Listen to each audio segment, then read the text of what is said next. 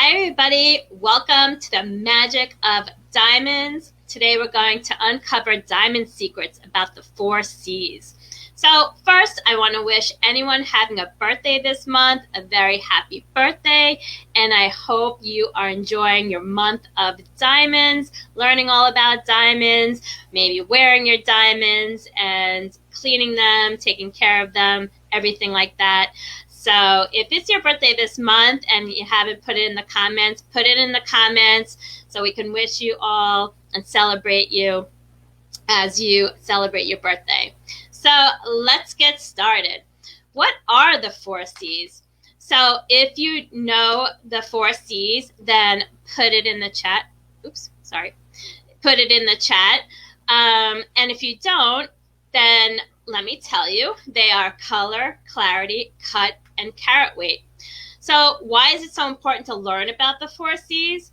Well, diamond buying is usually reserved for special occasions like engagement rings or anniversary, and they can be quite pricey, right? A lot of people have to save up for this kind of purchase, maybe for a few months to save up the money to buy an engagement ring or an anniversary gift. So it's really one of the most important purchases people have in their life. But it's also a very intimidating kind of thing to go into a shop and try to choose something this expensive that they're not entirely knowledgeable about. And it's a beautiful thing, and somebody will be happy when they receive it, but maybe you're not really sure what's the best thing to get, maybe what shape to get, what color, clarity, carat weight to get. So this is why we're covering this today. So today we're going to talk about the 4 very important factors that affect the value of your diamond and how to choose the right one for you. I was actually doing an appraisal this week. I know a lot of my stories are about appraisals because I do a lot of them. And a woman came to me that had a 3.5 carat engagement ring, very beautiful. It had a GIA certificate, so I knew the exact weight, color, clarity, everything like that. And I appraised it, the whole ring, for $50,000. And then she told me that she bought the stone for $80,000. And I was looking and I'm like, how can that be?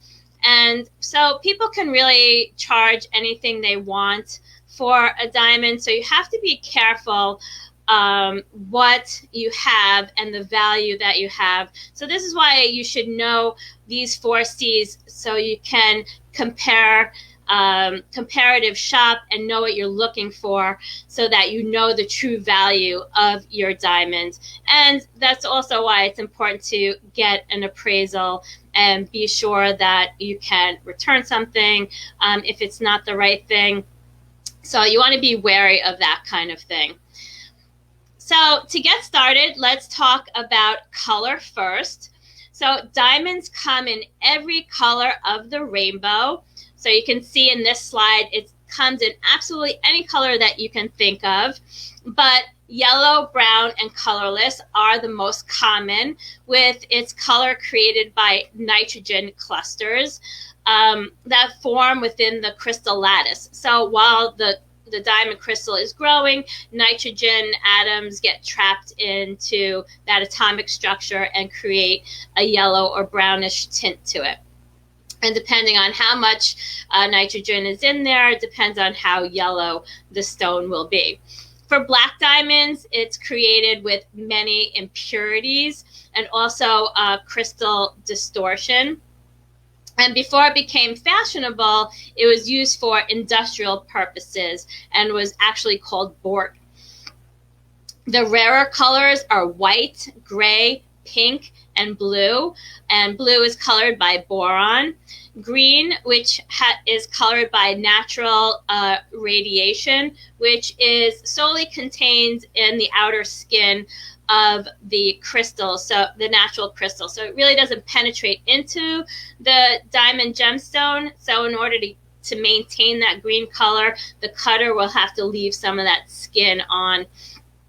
so that you can see the color green. If they polish all of it off, it'll be very, very, very slight green, and you'll waste a lot of that color.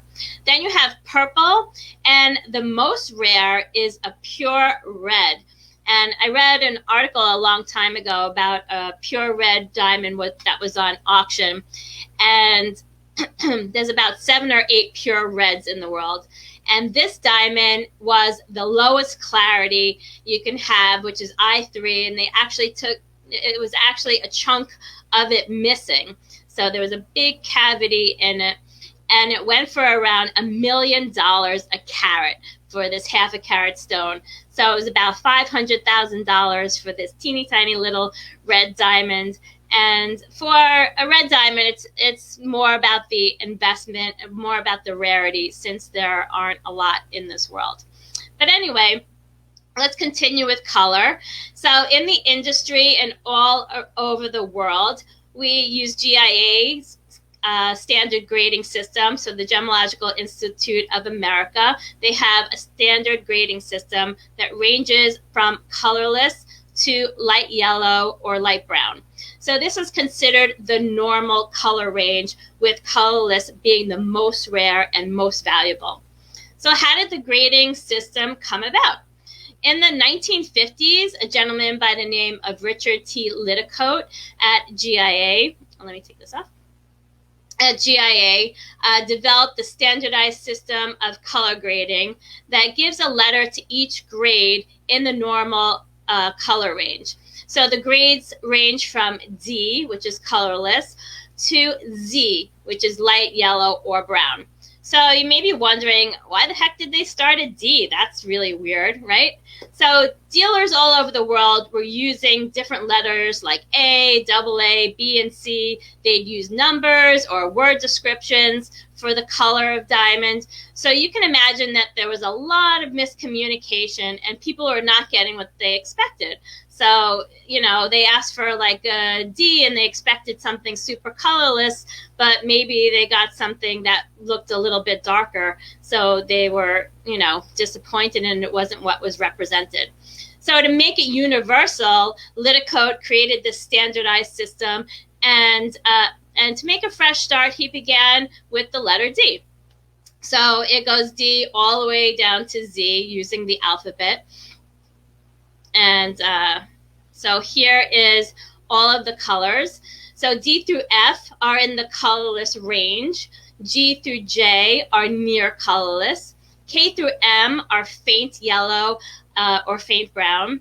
N through R are very light. And S through Z are light yellow or light brown. So the lower in color you go, so the closer to Z that you get, the less valuable the diamond will be. So the less per carat that diamond will be. And then after Z, you get into fancy colors. And the value for these are the opposite. So the more color or the more saturation of color that you have, the more expensive it will be. So when fancy yellow diamonds came into popularity, some would try to cheat by getting an X, Y, or Z color that's in that normal color grading range and call it fancy. So X, Y, and Z are actually called the poor man's fancy.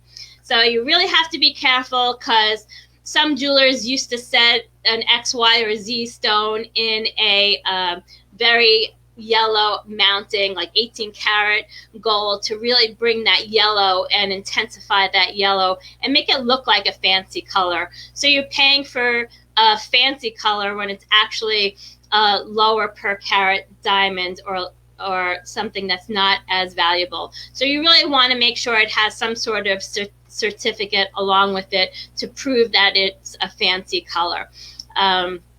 So when you grade color, each color grade is in a range in itself. So you can have, say, a G color, which is the beginning of that near colorless group.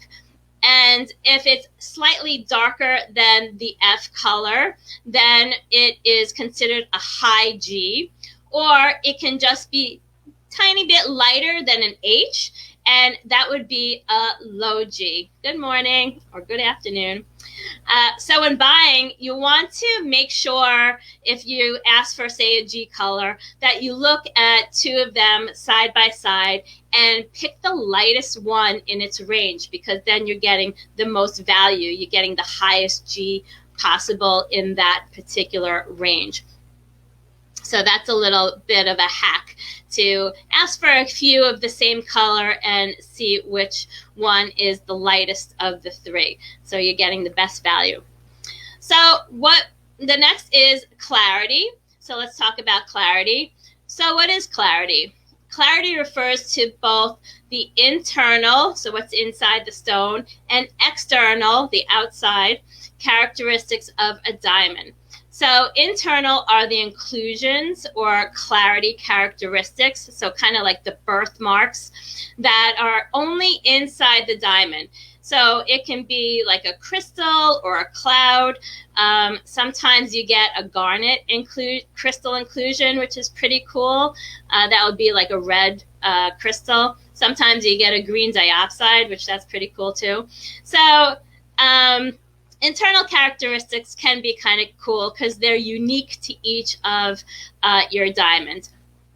And then you can get internal characteristics that actually reach the surface, like a feather. And then there can be things like chips or indented naturals. And these are all created during the growth in nature, so while it's growing in the earth. External characteristics or blemishes are anything strictly located on the surface, like scratches or polish lines, and these are created after human intervention. So a cutter will, put the facets on and maybe leave some polish lines, things like that. So those are considered blemishes. Diamond clarity refers to the absence of these inclusions and blemishes. So diamonds without these internal characteristics or external characteristics are more rare. And of course, this rarity affects a diamond's value. So the higher the clarity, obviously, the more price per carat. So since diamonds are so valuable, there needed to be that universal system in which everyone can understand. So like the color scale, GIA's clarity grading system was developed because jewelers were using terms that were easily misinterpreted, such as loop clean, meaning that, without a loop, you couldn't see any kind of inclusions, or PK, which meant that it was very, very included. So today, since diamonds are bought and traded all over the globe, there needed to be some sort of universal standard understood by everyone, no matter what language you spoke. So that created the International Diamond Grading System that GIA made. So using this GIA diamond grading system, diamonds are assigned a clarity grade that ranges from flawless to obvious inclusions. And like each color, each grade has a range and must be graded by more than one educated gemologist before the final grade. So one grader would say SI1, another grader may say SI2, because it may be on the border. It may be like a low SI1 or high SI2. And a senior gemologist, which I was a senior gemologist in the diamond lab for many years, would give the final grade depending on what they thought was fair, or what I thought was fair. So the GIA grading scale is as follows. So let me give you a picture of that. So flawless means that there's no internal or external inclusions.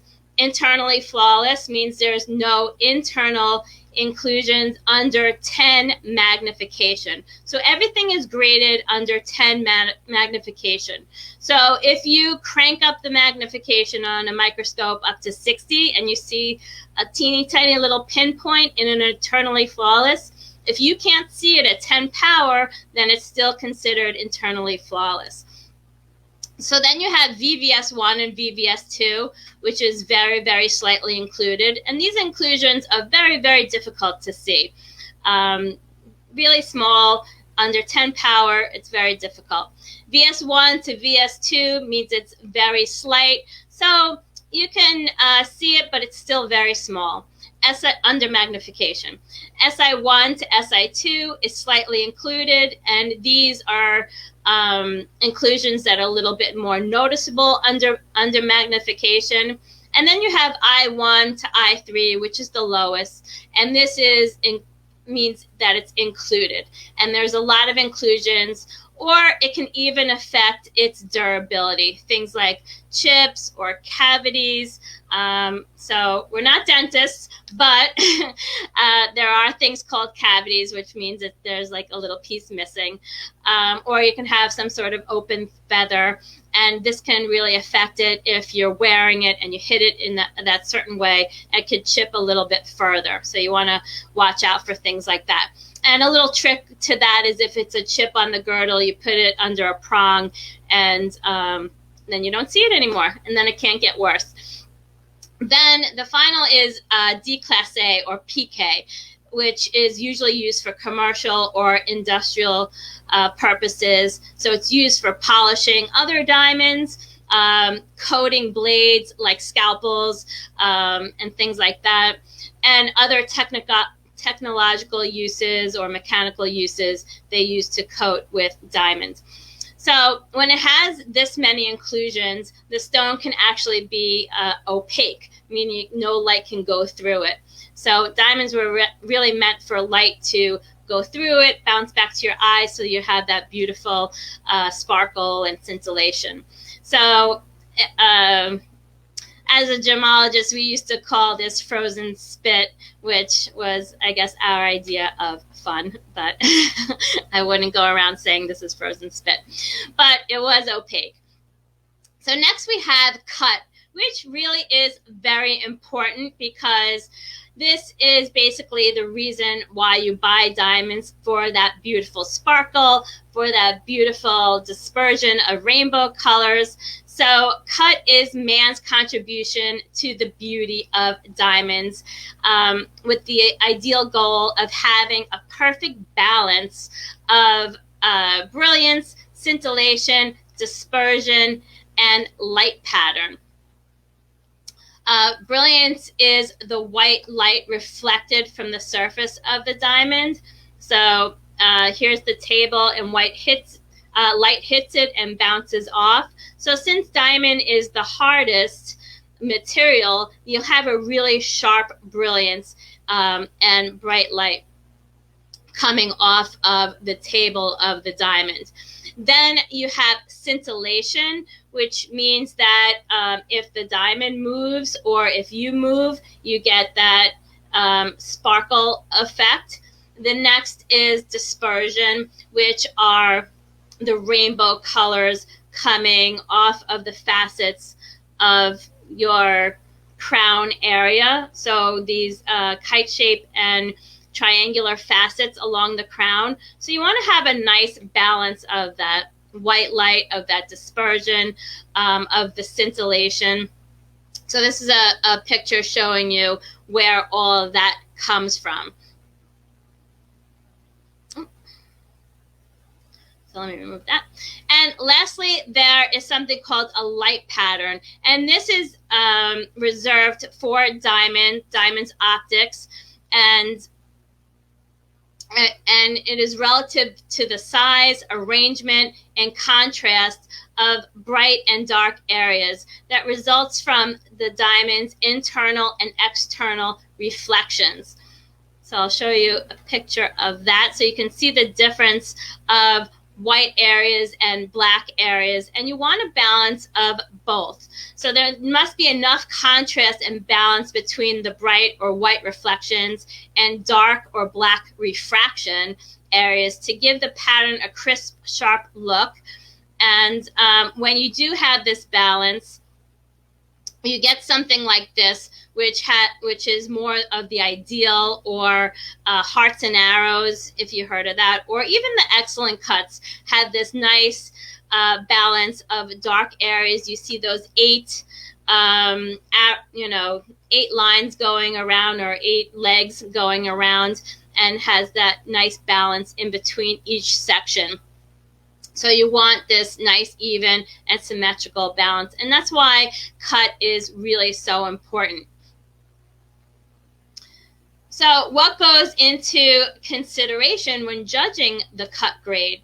So the cut grade looks at the diamond's proportions. Let me show you a picture of that. So this is a diamond's proportions, and this is the measurements of the diamond, the angles of the diamond, and usually in a lab they can quickly determine that. They put it on different machinery that lasers actually calculate all of these angles and measurements. Back in GIA, we used to have to do this before the before the machinery. We had to do this with your eye and some other lame kind of equipment, not as sophisticated as it is now. So they also, besides proportions, they look at the finish or the polish. So this is how well that the diamond is polished. And the next is the make or the symmetry. So this is how symmetrical the facet arrangements are. So this is symmetry. If you cut it into 4 equal parts, you want each quarter to be symmetrical, and all the facet arrangements to be, all the facets to be put on there symmetrical. So if it's a triangular facet, it has to actually look triangular. If it's a kite-shaped facet, it actually has to look kite-shaped. So the facets actually have to meet each other and actually have to be the nice shape. So this is actually what's looked at when somebody grades the symmetry of it. They look at that facet arrangement, and it has to be cut in this particular pattern of the particular shape. So if it's round or princess or pear, they usually have a standard pattern of facet arrangement.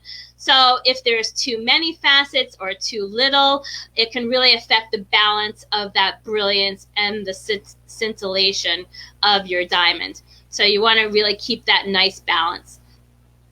So a gemologist will examine the facets and examine the proportions and the finish or the polish, and determine a GIA grade of either excellent, very good, good, fair, or poor. So each one gets its own grade for polish, for symmetry, and for cut, and they're independent of each other. It's not like cut plus symmetry, polish plus symmetry equals cut. They're all independent grades. So how do you choose what diamond's right for you? So if there's a choice between a bigger diamond with good or fair cut, so if the grade on a certificate says fair or good, or a smaller stone with a very good or excellent cut grade, I would really go or advise you to go for the better grade, because it's something that you see, the sparkle and cut is really important, and it's really why diamonds are so prized, for that beauty and for the dispersion and the potential of sparkle that it can achieve. So it's very important in this cut category to have a certificate from a lab like GIA or AGS, where they examine if the proportions yield the maximum light return, giving a grade of excellent or ideal. Then you know for sure, because any diamond looks super sparkly under the jeweler's lights, right? And then you get it home and you're like, oh, why does this look so dark? Or, so we want to be knowledgeable about that, and having a certificate will really give you peace of mind for that kind of thing. So lastly, we have carat weight. So how did the carat system start? So the modern carat system started with the carob seed, and early gem traders used the small uniform seeds as counterweights in their balance scales. So the carat is the same gram weight in every corner of the world. So it was, again, that universal language that's understood everywhere. So even if you spoke a different language, you can understand carat weight, you can understand color, you can understand clarity. So this way, you speak the same language no matter what language you spoke. And the abbreviation for carat weight is CT, starting with a C. And don't get that confused with carat with a K, and that's reserved for metal fineness. So 14 carat or 14 KT, 18 KT. So that's carat metal fineness. So for diamonds, we use CT. So 1 carat of diamond is equal to 100 points. And anything less than a 1 carat is referred to in points. Like if it's 0.25 carat, it's 25 points, or you can say a 1/4 carat. And if it's like 0.50 carat, you can say 1/2 carat. So something like that. So how do we get the precise carat weight? And you get the precise carat weight of a diamond by placing it on an electronic scale. So you want to zero out the scale, and then you say a carat weight up until the 1,000th decimal. And if the last number is a 9, then you'll round it up to the next carat weight. So the carat weight is always expressed to the 100th. So 1.039 carat is said as 1.04 carat. So why is it important to get the exact weight of the diamond? So in the diamond world, there are what is called magic weights. And to get the list price of a diamond, every jeweler, appraiser uses the diamond trade pricing guide. So the list prices are separated by weight category first, then color and clarity, like a chart. So the magic numbers, I'll show you a picture. The magic numbers are 50 points, 70 points, 90 points, 1 carat, 1.5 carat. Then you get 2 carat, 3 carat, 4 carat, 5 carat, and then you skip all the way to 10 carat. So these are the different sizes that you can see on this girl's fingers. So once you hit the weight of the magic number, then the price per carat increases. And the increase is not linear. It changes depending on color, clarity, popularity, supply. So there used to be a trick to buy slightly underneath the magic weight. So people would get a 97 point diamond, which can look exactly like the 1 carat if the millimeter sizes are the same. But those stones that were slightly less than the magic weight became higher in demand. People started to catch on. So the price break isn't as much as it used to be. But if your budget is tight, I would really recommend going slightly under that magic number. And if the millimeter size is similar, that would be truly ideal. So there are ways to get a larger look with a single stone and cost less than a round brilliant. And that is to consider a fancy shape. So what is a fancy shape? A fancy shape is any shape other than round. So you have your round and then you have everything else. So the typical fancy shapes are princess and asher, which are square. Then you have pear, which is a teardrop shape. Then oval, which looks like an egg. Marquee, which looks like an eye. Heart is self-explanatory. Radiant and emerald cut, which are rectangular. And there are other fancy shapes, but these are the main ones. And fancy shapes are really very individual to each person's taste, and each person will like something different. And each will look different when you wear them. So do any of you like fancy shapes, or do you like the round shape? Because right now the oval is the most popular. Rounds are always popular throughout times, but oval right now is the most popular of the fancy shapes. And ovals, pears, and marquees tend to look great on long, thin fingers. And for shorter fingers, I would stick with Princess or Asher, something that has the same length and width, something very symmetrical. And a Radiant or Emerald looks pretty nice on both. So those are good if you like them. So there you have the 4C's: color, clarity, cut, and carat weight. So if you're interested, I do more in-depth videos on these topics, and you can find those in my blog on my website, rejuvenateddesigns.com. And so each blog has a video, and it gives you more of an understanding how these quality factors are actually determined in a lab. It gives you more secrets and tricks and tips. And if you have any questions, definitely DM me, and I'll be happy to answer you.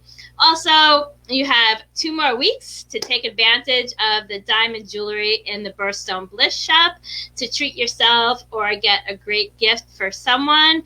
So I hope you are all enjoying your beautiful diamonds in this beautiful diamond month. And I will see you guys next week. Take care. Have a great weekend. Bye.